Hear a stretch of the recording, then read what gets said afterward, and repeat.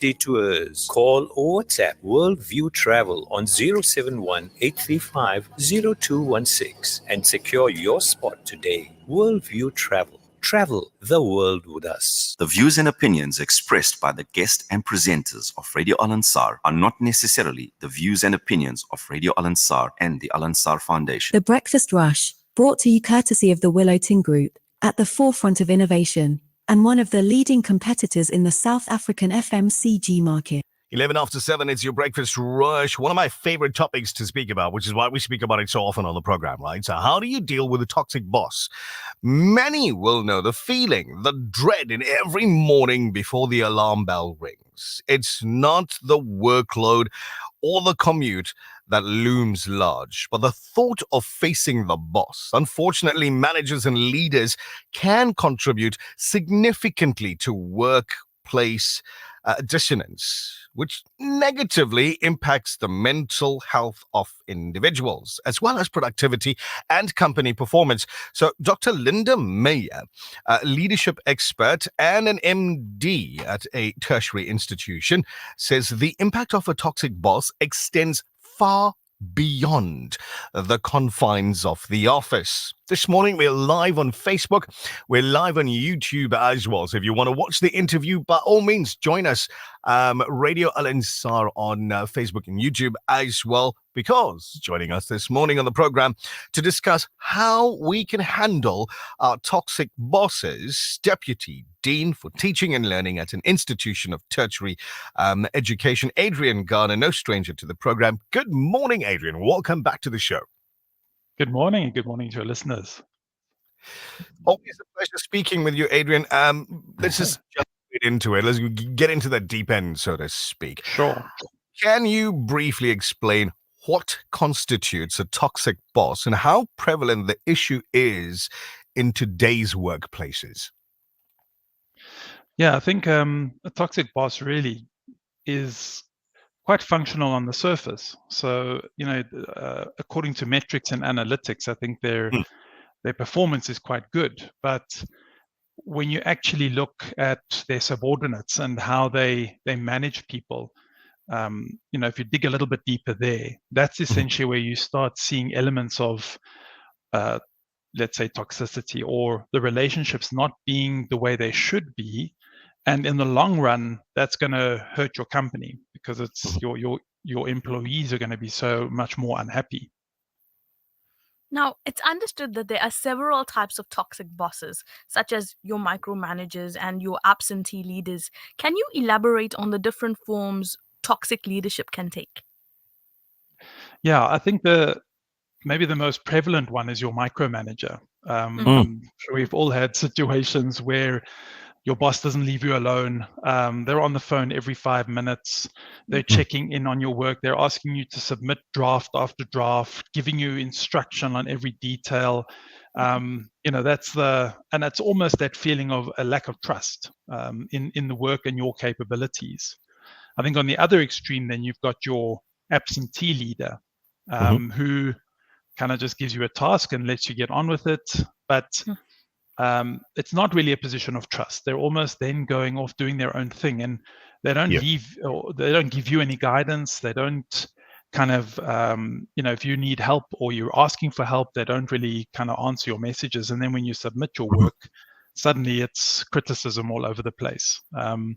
And then the last one, I think, and this is maybe the one that you don't see on the surface that often, is your hostile or almost outwardly aggressive boss, where they almost go out of their way to destabilize the situation, almost like a power play, and are quite confrontational in the way they manage people. How does working under a toxic boss affect an employee's mental and physical health? Yeah, I think quite substantially. If we look at just the mental health, you start feeling anxious. You almost lose confidence in the abilities that you thought you had. So all of your actions are uncertain, tentative almost, which is never good, because previously you would have been quite confident and you would have actually achieved the outcome a lot quicker and in a quite a productive way. I think physically the it's the same, any stress environment, you'd end up having less sleep, poor diet, and also, the things that keep you healthy, like exercise, taking a break, all of those things go out the window because you're so unproductive. You're almost focusing so much on work, and then that just becomes your vicious cycle, and it just gets worse. Mhm. How does toxic leadership impact a company's overall performance and their productivity?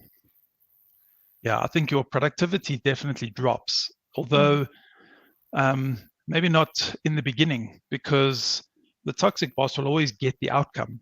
It's about how they do it, but it is a hit on the culture. So you end up with people who don't want to come into your environment. You struggle to fill places. You have a high labor turnover, and then you can't get anybody to fill the place because word gets out.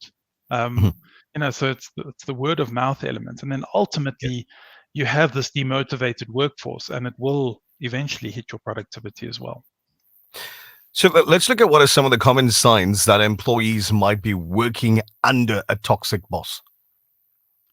Yeah, I think the major one is really just the change in behavior. Before you had a confident, outgoing, outspoken person that contributes to conversations, and suddenly they're behaving differently in meetings. They're not the same person as they were before, and there's almost a reluctance to now engage in anything that that previously they would have. And it's the other thing to look for is if, for example, the boss walks into the environment, how the atmosphere changes, where suddenly the whole team gets withdrawn, or they start looking at each other, or they they don't they're not forthcoming in providing information anymore. Now, what specific skills and training should companies focus on to prevent toxic leadership? Yeah, and I think it's coming a far way these days. Your HR department works quite hard to create a safe space so that you can at least voice concerns about this. And I think that's a really important thing. Bearing in mind there must be legitimate concerns, because I think we've also had instances where you have toxic employees. And maybe that's another article Topic. for another day. Yeah. But I think the other aspect is really just leadership training. I think in 90%, even maybe 95% of these cases, toxicity is not learned. It's just ignorance, or the manager not knowing how to deal with the situation. And if you have the right kind of support and training, especially reflective training, you start reviewing how you deal with people and how you deal with your own stress. And that then gives you the emotional intelligence to handle or to support your employees differently. And I think that's where you can kind of dissolve the toxicity and actually turn it around quite well.